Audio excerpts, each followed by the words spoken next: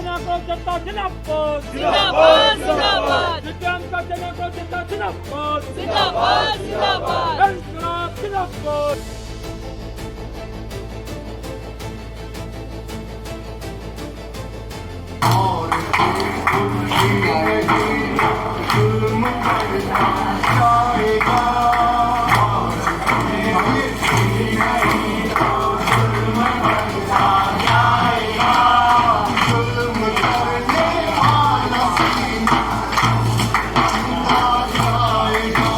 देहरादून में आज communist party मार्क्सवादी उत्तराखंड द्वारा दिल्ली चलो मार्च के समर्थन में एक कार्यक्रम और मार्च निकाला गया। यह मार्च 24 मार्च 2026 को दिल्ली में प्रस्तावित बड़े आंदोलन की तैयारी के रूप में आयोजित किया गया। कार्यक्रम के दौरान प्रदर्शनकारियों ने केंद्र सरकार की नीतियों के खिलाफ आवाज़ उठाई और कई मुद्दों को लेकर विरोध जताया। देहरादून के गांधी पार्क से शुरू हुए इस कार्यक्रम में बड़ी संख्या में कार्यकर्ता और समर्थक शामिल हुए।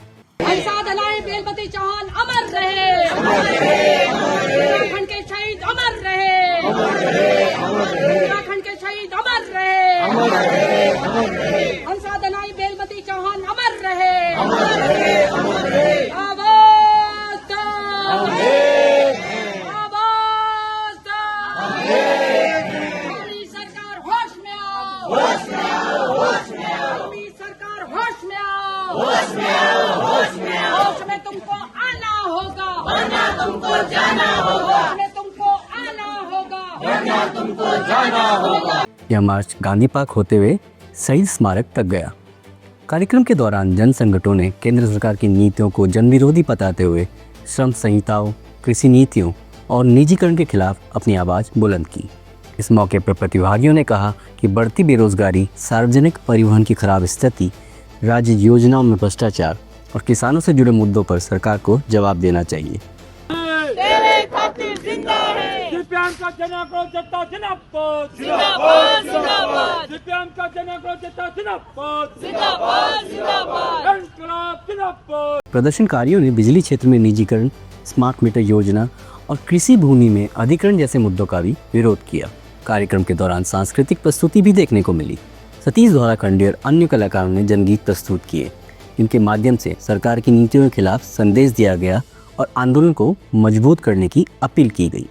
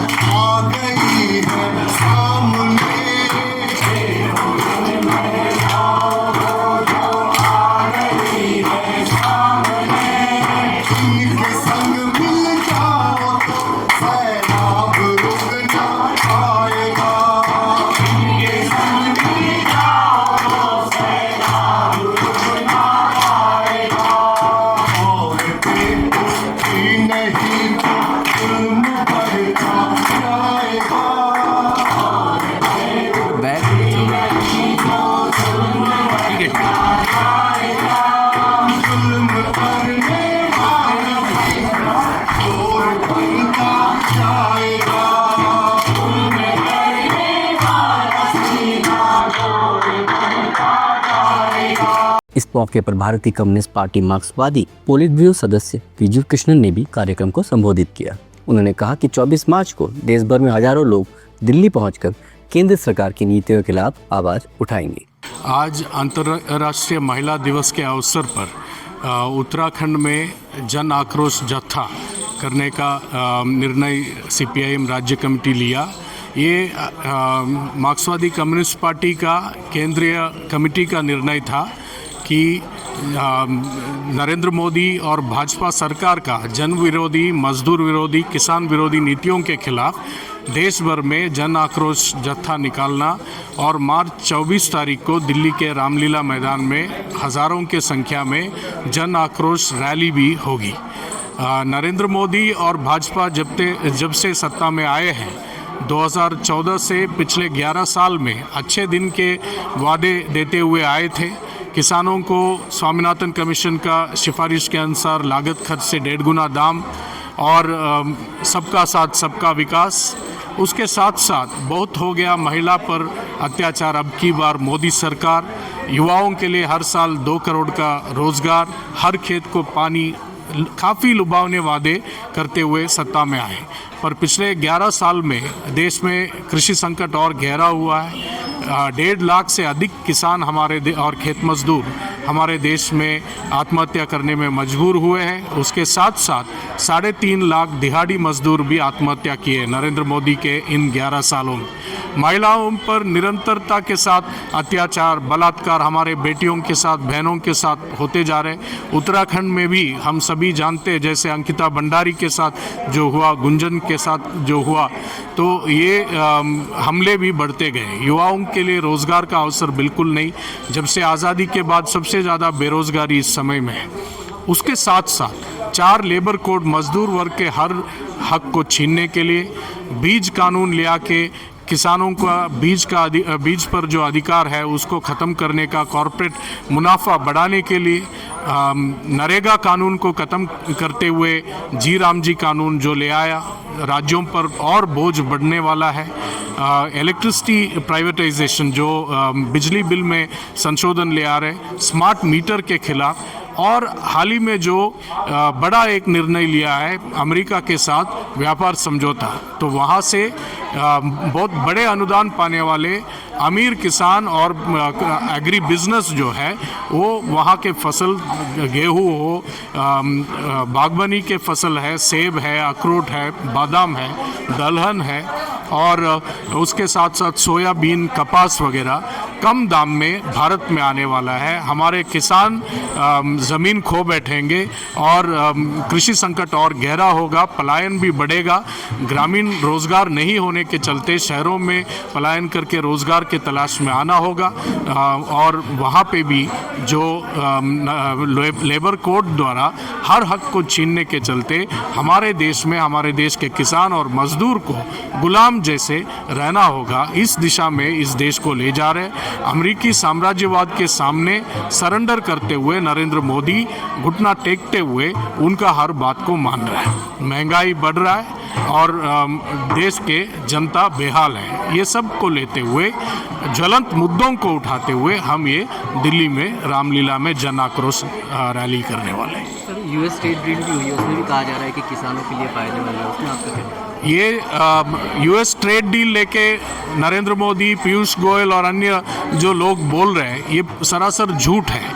अमेरिका के किसान, वहाँ के औसतन जो किसान के पास ज़मीन जो है लगभग 470 एकड़ है, और यहाँ 85% से ज़्यादा किसान छोटे किसान हैं, 5 एकड़ से ज़्यादा कम है उनका। और अमेरिका के जो किसान हैं उनका अनुदान 21 लाख से ज़्यादा अनुदान मिलता है, जबकि हमारे किसान को अनुदान में कटौती लगातार हो रहा है। पूरा साल में 30,000 के आसपास ही हमारे किसान को मिल रहा है। तो कम दाम में अमेरिकी जो फसल यहाँ पे आने वाला है, धीरे धीरे दूध, मिल्क प्रोडक्ट्स भी यहाँ आएंगे। हमारे देश के किसान का फसलों का और दूध का भी दाम में भारी गिरावट होगा, संकट और गहरा होगा और किसान कर्ज में डूबेंगे। कार्यक्रम के दौरान अन्य वक्ताओं ने भी सरकार की नीतियों को लेकर सवाल उठाए और आंदोलन को मजबूत करने की बात कही। ये देखिए, पूरे देश के अंदर जो है मोदी सरकार की सांप्रदायिक और कारपोरेट नीतियों के खिलाफ आपने कुछ दिन पहले 12 तारीख को देखा, पूरे देश का मजदूर जो लगभग 30 करोड़ मजदूर था वो सड़क पर था हड़ताल, क्योंकि उन नीतियों के खिलाफ जो कोर्ट बिल लाए हैं और 29 कानून को ख़त्म किया है। दूसरा, जो किसानों के खिलाफ जो समझौता किया गया है, महिलाओं का जो शोषण हो रहा है, खासकर जो स्कीम वर्कर है, जो फॉरेस्ट में बसे लोग हैं, जो बस्तियों में बसे हुए लोग हैं, जो गरीबी का सवाल है, जो उत्पीड़न का सवाल है महिलाओं का, उन सवालों को लेकर के हमारे आगामी 24 मार्च को दिल्ली के रामलीला ग्राउंड में जो हिंदी भाषी राज्य हैं उनकी एक रैली होने जा रही है। उसी क्रम में आज हमारे पूरे प्रदेश क्या पूरे हिंदी बेल्ट में गांव-गांव में हमारी पार्टी के जत्थे चल रहे हैं। और इसी क्रम में आज अंतर्राष्ट्रीय महिला दिवस के अवसर पर उत्तराखंड का एक राज्य स्तरीय जत्था, जिसको हमारी पार्टी के पुलिस ब्यूरो के सदस्य कॉमरेड बिजू किशन ने गांधी पार्क में महात्मा गांधी जी को मालार्पण करने के बाद उस जत्थे का उद्घाटन किया। और वो जत्था आज से जा रहा है और ये जत्था 8 दिन तक चलेगा। पूरे कुमाऊं मंडल, पूरे गढ़वाल मंडल को होते हुए जत्था 15 तारीख को सब्बावाला में इसका समापन होगा। ये जत्था तमाम जनता की मांगों को लेकर के और जनता के बीच जा रहा है। तमाम जो सवाल हैं हमारे, मजदूर का सवाल है, किसान का सवाल है, महिला का सवाल है, छात्र का सवाल है, नौजवान का जो सवाल है, खासकर उत्तराखंड के अंदर जो लगातार पूरे हिंदुस्तान में पहला राज्य है जहां महिला उत्पीड़न में नंबर 1 है। और रोज की खबरें हैं कि हर क्षेत्र में कहीं ना कहीं महिलाओं के उत्पीड़न का सवाल है, दलित के उत्पीड़न का सवाल है। इन सवालों को लेकर के हम पूरे राज्य में जा रहे हैं, अपनी पार्टी के मुद्दों को उठा रहे हैं और जनता से आग्रह कर रहे हैं कि आने वाली 24 तारीख को आप दिल्ली वाली रैली में शामिल होने का काम करें। वक्ताओं ने कहा कि यह संघर्ष किसानों, मजदूरों और आम लोगों के अधिकारों की रक्षा के लिए है। मुख्य रूप से आज पूरे देश की स्थिति और उत्तराखंड की स्थिति आर्थिक और सांप्रदायिक रूप में, राजनीतिक रूप में बहुत ख़राब हो चुकी है। और हमारे पार्टी द्वारा 8 मार्च से आज अंतर्राष्ट्रीय महिला दिवस है, महिलाओं के अधिकारों की लड़ाई का दिन है। आज से लेकर 15 तारीख तक इस पूरे राज्य में हम 9 जिलों में जाएंगे। ये जत्था कार्यक्रम करके लोगों को जन जागरण करते हुए, और 15 तारीख को समापन सब्बावाला देहरादून में होगा। और उसके अलावा 24 तारीख को दिल्ली में शहीद एम भगत सिंह राजगुरु सुखदेव की शहादत के अगले दिन दिल्ली में रामलीला मैदान में बड़ी रैली होगी। जो गरीबों के, किसानों के मुद्दे हैं, जैसे आपने 4 लेबर कोर्ट हैं, वो सरकार ने आप कह दिया कि आप श्रम कानून ख़त्म कर दिए, उसका नया बीज बिल आ गया जो किसानों को बर्बाद करेगा। उसके अलावा बिजली बिल 2025 जिसमें कि स्मार्ट मीटर लगाना जरूरी है और दुनिया भर के उसमें लूट खसोट जारी रहेगी। उसके अलावा जो अभी भारत अमेरिका ट्रेड हुआ है समझौता, जिसमें कि उनका माल फ्री में हमारे देश में आएगा और हमारे माल पे 14% 18% टैक्स लगेगा। तो ये देश का किसान तबाह हो। पर उत्तराखंड की स्थिति है कि उत्तराखंड में जैसे पलायन, लगातार लोग नीचे की तरफ आ रहे हैं, ऊपर खाली हो रहे हैं, और पहाड़ में जो लोग हैं उनको भालू और बाघ खा रहे हैं। सरकार का कोई कानून उसके लिए है ही नहीं कि कैसे उसको रोकेंगे, कैसे क्या करेंगे। उसके अलावा आपदा के बाद स्थिति और चिंताजनक हो रही लगातार। और पहाड़ में उसके अलावा जो महिलाओं पर अत्याचार, आज आपने देखा होगा कि जो अंकिता भंडारी हत्याकांड, आप यहाँ चर्चित हत्याकांड, हमारे देश का, हमारी बेटी मर गई और आज भी सरकार ने घुमा फिरा के उसके माता पिता के FIR पर में एक अनिल जोशी तथाकथित पर्यावरण उसके नाम पर FIR दर्ज करी है। और किस स्थिति में हमारे उत्तराखंड पहुंच गया है कि आज बेरोजगारी चरम सीमा पर 1 लाख करोड़ का कर्जा हमारे ऊपर है। और कल वो दहाड़ रहे थे कि हम लोग बड़ा भारी भव्य और दिव्य कुंभ, अर्ध कुंभ है ये जो धर्म से चलता है, धर्म को नहीं मान रहे हैं। उसके अलावा 2022 में प्रत्येक अखाड़े को 1-1 करोड़ रुपये दिया था, उसका हिसाब तो कोई दे नहीं रहा। और लगातार मतलब जो लूट है, धन की लूट वो चल रही है। उत्तराखंड में देखिए आप लगातार यहाँ पर विधायक अधिकारी को पीट रहे हैं और तब मार के उनका प्रमोशन कर रहे हैं 2 दिन के लिए। ये कौन सा तरीका है? उसके अलावा अभी बाढ़ वाले में जो खनन माफियाओं ने वन विभाग के आदमियों को पीट दिया, इतना 60 घाट उनके, और पुलिस वाले क्रॉस रिपोर्ट दर्ज करते हैं जिससे कि बाद में समझौता हो जाए। हमारा कहना है ये बहुत बुरी स्थिति है। गोला नदी है, ये यमुना नदी है, आसन नदी है, ये सब नदी ये भू माफिया, खनन माफिया का स्वर्ग है। तो इसके खिलाफ हम एकजुट आवाज़ उठाएंगे। और जो उत्तराखंड की बेरोजगारी है, जो भ्रष्टाचार है, जो चरम पर पहुँच गया, उसके खिलाफ इस लड़ाई को आगे बढ़ाएंगे। धन्यवाद। आयोजकों का कहना है कि 23 मार्च को शहीद आजम भगत सिंह, राजगुरु और सुखदेव के शहादत दिवस के मौके पर उत्तराखंड समेत देश के कई हिस्सों से लोग दिल्ली के लिए कूच करेंगे और 24 मार्च को राजधानी में एक बड़ा प्रदर्शन किया जाएगा।